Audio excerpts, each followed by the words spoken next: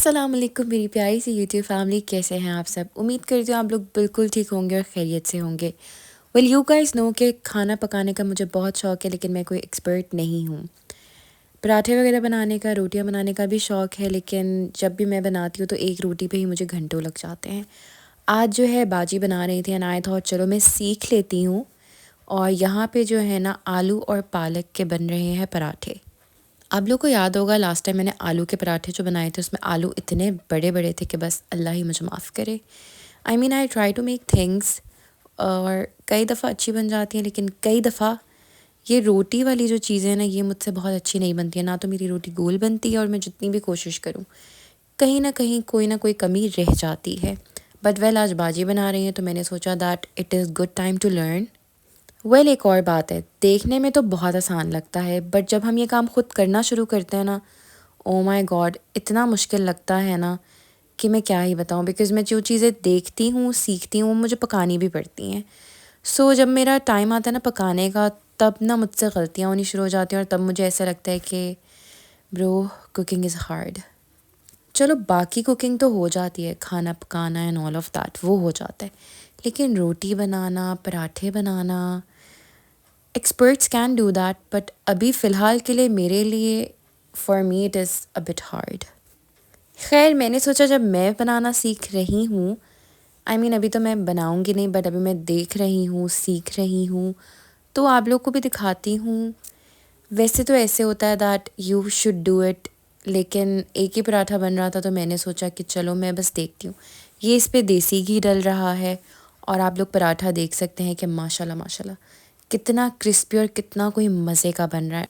And trust me मैंने भी खाया था, इट वॉज सो गुड।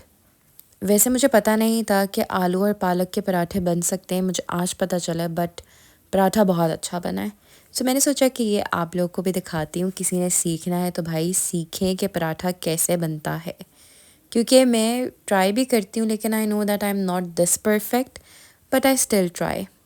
खैर ये पराठा हमने खाया, बहुत मज़ा आया। उसके बाद जो है सफाई सुथराई हो रही थी। सो आज जो है मेरा टास्क ये था कि मैंने अच्छे से ना डीप क्लीनिंग करानी है, क्योंकि आपको पता है कि आपको खड़े होना पड़ता है, बताना पड़ता है। वो बेचारे तो अपने हिसाब से करते रहते हैं सफाइयाँ, लेकिन आपको भी खड़े होकर उनको बताना पड़ता है, बिकॉज़ जब वो चले जाते हैं तो कहीं ना कहीं से कोई ना कोई गंध मिल ही जाता है।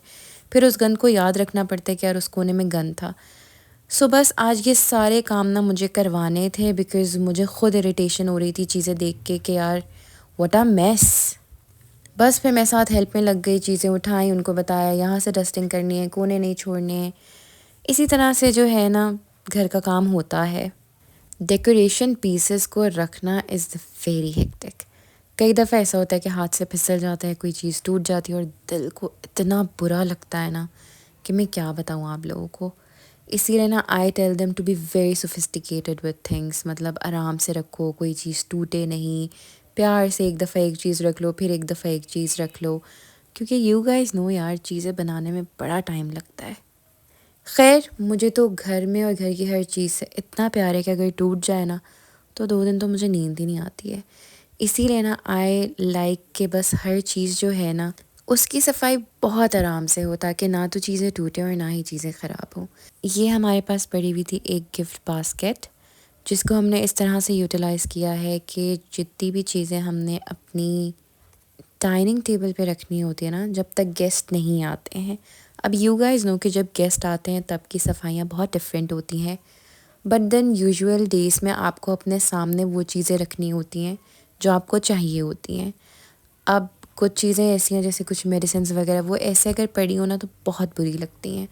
सो वी थॉट कि इसमें ना यूटिलाइज़ हम इस बास्केट को हम इस तरह से यूटिलाइज़ करते हैं दैट हम इसको ना एज़ ऑर्गेनाइज़र यूज़ करते हैं। उससे क्या होता है कि टेबल वगैरह पे ना बहुत मेस नहीं बनता है। Everything is adjusted in the basket, और वो बास्केट जो है फिर मॉडर्न भी लगती है। अगर सडनली कोई गेस्ट भी आ जाए तो आपकी जो टेबल है ना वो बहुत मेसी नहीं लगती है, इट्स क्लीन, हर चीज़ ऑर्गेनाइज्ड होती है। That is how I do. वरना जैसे ही गेस्ट आते हैं ना ये बास्केट फ़ौरन हम उठा के ना कहीं साइड पे रख देते हैं, इस तरह से होता है।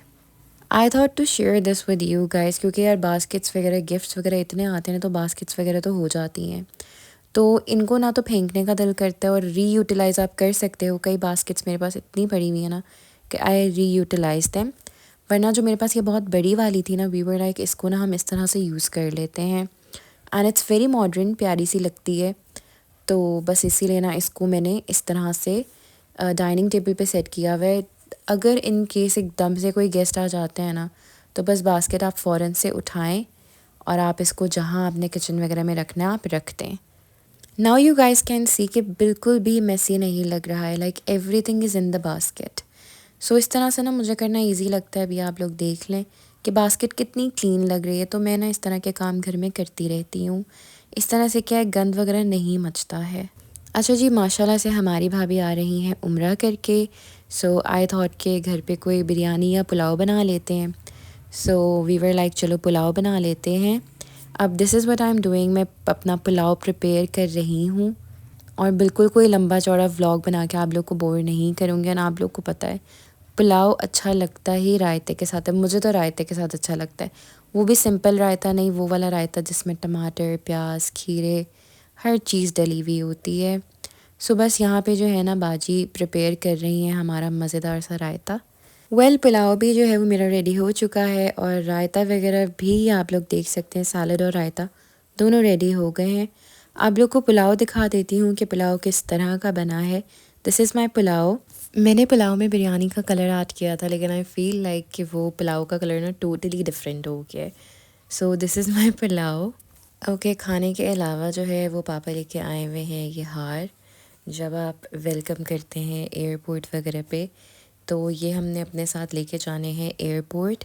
आप लोग को याद होगा ये हेयर मास्क मैंने आप लोग को दिखाया था, मैंने ऑनलाइन रिव्यूज़ देख के लिया था, बट ऑनेस्टली मुझे इतना ख़ास नहीं लगा, तो won't be buying this again.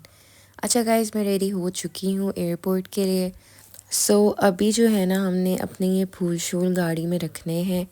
यहाँ पे पापा मुझे समझा रहे थे कि ये जो इनके नॉट्स हैं इनको किस तरह से खोलना है, क्या करना है, क्योंकि आपको पता है ना जब ये इकट्ठे हो जाते हैं ना तो ये फिर आपस में फंस जाते हैं। बस अब इनको गाड़ी में रखते हैं और निकलते हैं एयरपोर्ट के लिए।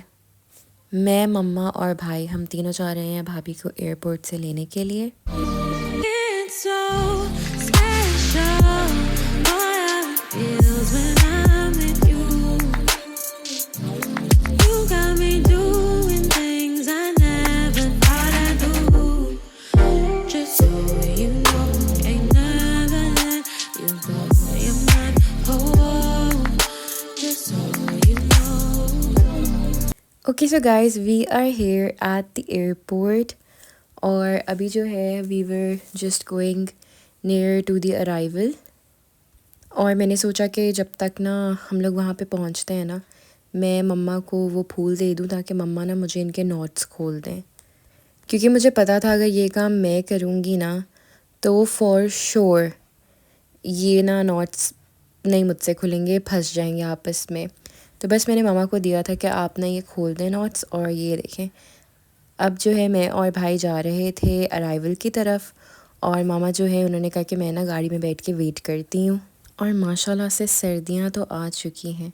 इतनी सर्दी थी ना, और मुझसे गलती हुई कि मैं अपनी शॉल भी लेके आई हुई थी और मामा ने ना स्वेटर भी रखा हुआ था कि अगर तुम उतरोगी ना तो पहन लेना।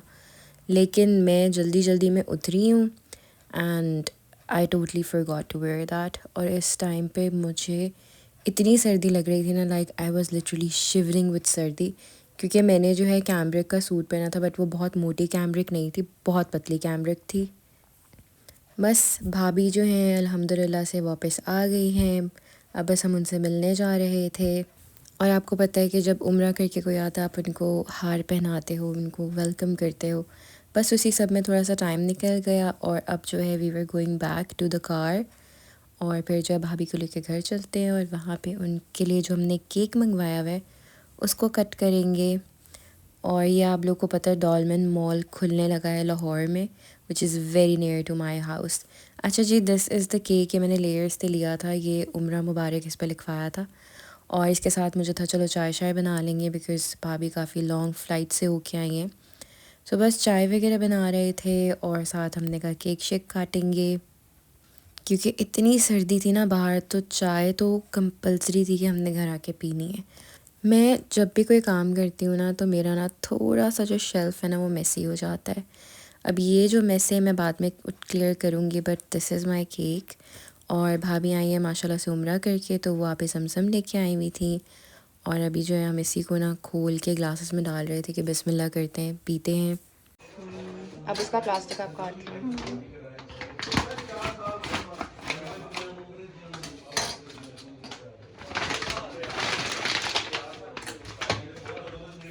अच्छा गाइज़, यहाँ पे हमारा आब ज़मज़म का पानी डल रहा है, बस ये पीते हैं और जो है केक कट करते हैं। ये जी माशाल्लाह, बहुत मुबारक जी, बहुत मुबारक, अल्लाह ताला कबूल करे। अल्हम्दुलिल्लाह, अब यहीं पे ही I am ending my vlog. सबसे पहले thank you so much for watching. अगर आप मेरे चैनल पे नए हैं तो चैनल को जल्दी से सब्सक्राइब कर दें और मेरी यूट्यूब की फैमिली का पार्ट बन जाएं। वीडियो को लाइक कर दें, अपना थॉट शेयर करें बाय कमेंटिंग। दुआओं में याद रखिएगा, अपना बहुत ख्याल रखिएगा। अल्लाह हाफिज़।